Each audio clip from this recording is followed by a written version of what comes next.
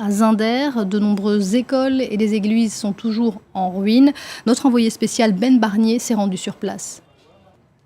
6 mois après les émeutes anti-Charlie Hebdo, cette église protestante de Zinder au sud du Niger est toujours en ruine. Au sol, quelques bribes de livres de prière. Sur les murs, une croix a été tracée avec un morceau de bois brûlé. Mamadou Dola est chrétien.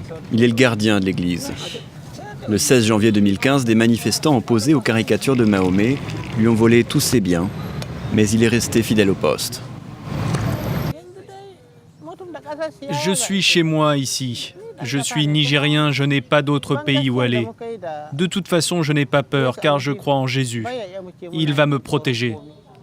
Avant l'attaque, environ 150 fidèles se rassemblaient ici tous les dimanches matins. Les membres de cette communauté, privés de leur lieu de culte, estiment qu'ils ont besoin de plus de fonds pour commencer la reconstruction. Les prêtres et les religieuses de cette mission catholique, issus d'Europe et de pays africains proches du Niger, ont quant à eux choisi de partir. Sur place, l'autel a été renversé et les tableaux noirs sont couverts d'insultes contre la France et Charlie Hebdo.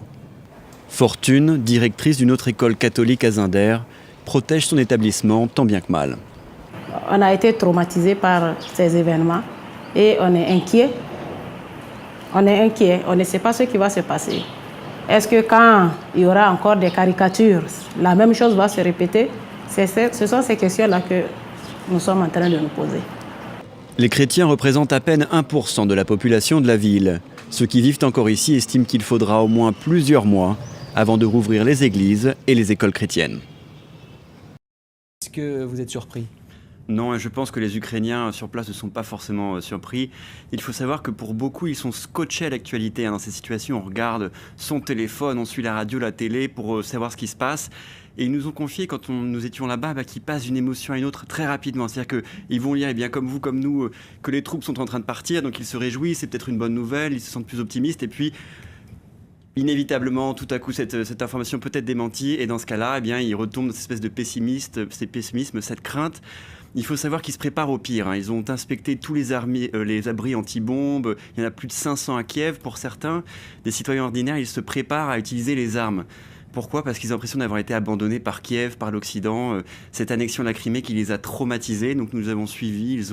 Ils apprennent à tirer, ils apprennent le combat rapproché, ils apprennent les premiers soins avec des infirmières qui ont servi à Maïdan. Donc ils se préparent véritablement au pire. Ils vous disent, avec la Russie de Vladimir Poutine, il faut se préparer au pire. Que vont devenir les militaires ukrainiens qui ont quitté les bases de la Crimée ? Alors selon les chiffres qu'on a, il s'agit seulement d'un tiers des soldats qui étaient postés en Crimée, donc des soldats ukrainiens. Pour eux, ils vont rejoindre l'armée en Ukraine, en qu'elles en auront la possibilité. Il y avait cette guerre de propagande qui était spécialement troublante entre Moscou et Kiev. Vous aviez d'un côté Moscou qui disait à ses soldats « Ne quittez pas la Crimée, si vous rentrez en Ukraine, vous serez considérés comme des traîtres ». De l'autre côté, vous aviez Kiev qui disait « Absolument pas, vous serez les bienvenus, vous pouvez rentrer ». Mais la réalité est que une grande partie de ces soldats sont restés en Crimée. Certains sont désormais des civils, d'autres sont restés dans leur base. Finalement, ils travaillent, si je puis dire, au même endroit, mais pour un drapeau différent, avec à la clé une augmentation de soldes, en tout cas, qui était promise par Moscou. Alors vous êtes rendu en Crimée, vous vous êtes rendu à Kiev. Quelle différence avez-vous vue, quelle différence avez-vous ressentie entre ces deux parties de l'Ukraine ? Alors déjà, il faut savoir que c'est une aventure de se rendre de Simferopol à Kiev. Il n'y a que 800 km. La voiture n'est pas vraiment une option puisque la route est dangereuse. Il n'y a que 2 checkpoints, 2 points de passage où certains de nos confrères ont eu des problèmes. Ils ont été intimidés par des miliciens. L'autre option, c'est l'avion. Mais maintenant, les seuls avions qui quittent Simferopol passent par Moscou. Alors si vous voulez, d'un point de vue géographique, ça n'a pas de sens de passer par Moscou pour aller à Kiev. Donc nous avons pris le train. Ça met 16 heures. On va à 50 à l'heure en moyenne. Et quand vous arrivez là-bas, c'est un autre monde. Si vous voulez, en Crimée, en tant que journaliste occidental, vous êtes un petit peu quelqu'un qui ne peut pas faire confiance. En revanche, quand vous arrivez à Maïdan, vous êtes le bienvenu, on veut vous parler, on veut vous raconter son histoire et si vous voulez, l'ambiance est très différente, la parole est libérée, mais je crois qu'encore une fois là-bas, en tant que journaliste, il faut faire attention à ne pas être trop séduit par ce côté Maïdan qui est très plaisant, qui est très satisfaisant pour un journaliste occidental, mais il y a quand même une propagande là-bas, il y a une grande scène où tous les soirs il y a des concerts et voilà. Et puis il y a des intérêts politiques. Alors justement, Tymoshenko et Poroshenko sont les deux principaux candidats de la présidentielle qui est prévue le 25 mai.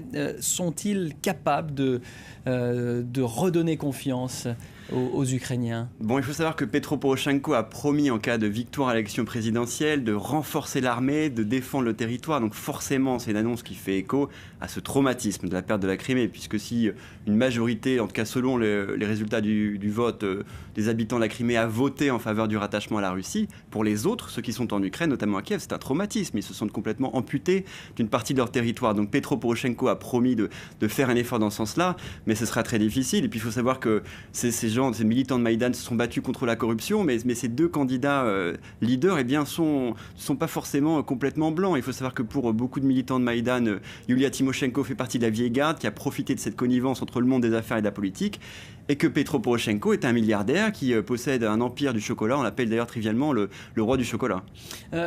On peut dire que les nouvelles autorités de Kiev vivent sous surveillance de la population de Kiev. On se rappelle, vous avez ramené ces images de vous au milieu des barricades. Elles sont toujours présentes à Kiev?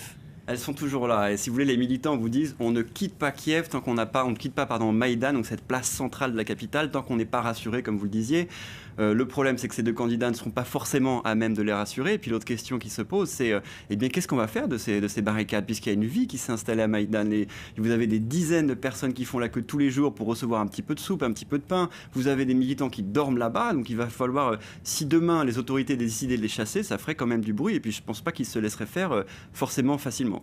Une dernière question sur le ressenti. Qu'est-ce qui vous aura marqué le plus lors de votre séjour en Ukraine, si j'ose dire? Quelles sont les images qui vous reviennent? Je pense que cette image frappante, c'est vraiment celle des militaires ukrainiens qui étaient coincés dans leur balles. Ils étaient encerclés, ils dépendaient de l'extérieur pour pouvoir se nourrir. Et puis il y avait deux couches de gens qui les empêchaient de sortir. Il s'agissait de miliciens pro-russes et de l'armée russe qui était beaucoup mieux équipée qu'eux, avec des véhicules blindés. Donc on devait faire les interviews, si vous voulez, à travers une grille, à travers un grillage, ce qui était quand même particulièrement humiliant pour les militaires ukrainiens. Merci Ben Barnier d'être venu sur le plateau de France 24 pour témoigner sur l'Ukraine. Vous êtes sur place pour France 24. Comment s'est déroulée cette cérémonie ?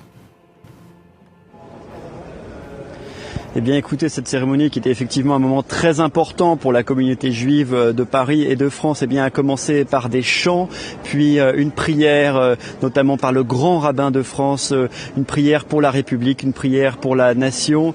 Vous avez mentionné le Premier ministre israélien Benjamin Netanyahou, le président français François Hollande, qui a quitté la synagogue environ 1 heure après le début de cette cérémonie. Et puis ensuite, le Premier ministre israélien s'est adressé à tous ceux qui étaient à l'intérieur. Tout d'abord quelques mots en français, puis ensuite en hébreu, des mots, un discours qui était traduit afin que ceux qui étaient présents puissent comprendre. Alors il faut savoir qu'il y avait également un enjeu de sécurité ici, puisque le Premier ministre israélien est particulièrement en vue. Il a réfléchi longtemps avant de s'engager ici et de venir ici, puisque c'était un risque à prendre pour lui, le Premier ministre israélien qui est lui-même en campagne pour des élections législatives anticipées mi-mars.